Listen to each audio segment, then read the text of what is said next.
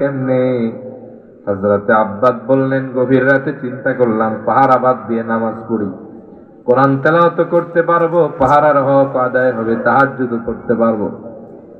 বলে ভাইরে বুঝলাম তো সবই, প্রথম তীরটা যখন লাগলো নামাজ কেন ছাড়লে না?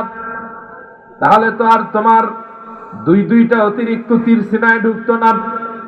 হযরতে আব্বাস বললেন, ও সাহাবীরা শোনো শোনো, কাবার মালিক আল্লাহর নামের কসম করে বলি, খোলা আসমানের নিচে গভীর রাতে আল্লাহর হাবিবের নূরময় কদম মুবারকের পাশে দাঁড়িয়ে সালাত আদায় করে এত মজা পাচ্ছিলাম, অন্তরে এমন প্রেমের খেলা জমছিল, কোন ফাঁকে যে আমার বুকটা ঝাঁঝরা করে তিনটা তীর এক পাশ থেকে আর এক পাশে চলে গেল, একটু ব্যথাও পাই না, এই বিন্দু মাত্র কোনো কিছুর অনুভব আমার ভেতরে জাগ্রত হয় না।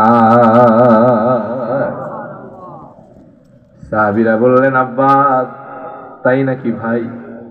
হযরত আব্বাস বললেন, শুধু তাই না, যদি আমার নামাজের ভেতরে এই চিন্তা মাথার ভেতর উদয় না হতো, রাসূলুল্লাহ আমাকে দায়িত্ব দিয়েছেন পাহাড়ার, এই মুহূর্তে আমার শাহাদাত নসিব হলে নবীজির আদেশ অমান্য হবে, সাহাবীদের জীবনটা ঝুঁকিপূর্ণ হবে। আল্লাহর কসম, এই চিন্তা মাথায় না আসলে জায়গায় শাহাদাত বরণ করলেও নামাজ ছাড়তাম না। সুবহানাল্লাহ। সাহাবী তিনটা তীর খেয়েও নামাজ ছাড়ে না।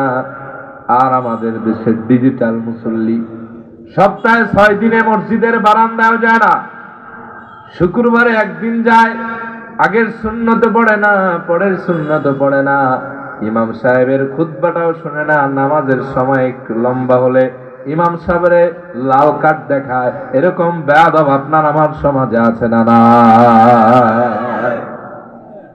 ওই দিন বন্ধ করে দিতে হবে। মসজিদে যেন আর কোন রাজনীতি আর হেডামগিরি না দেখানো হয়। কথা বলেন ঠিক কি না?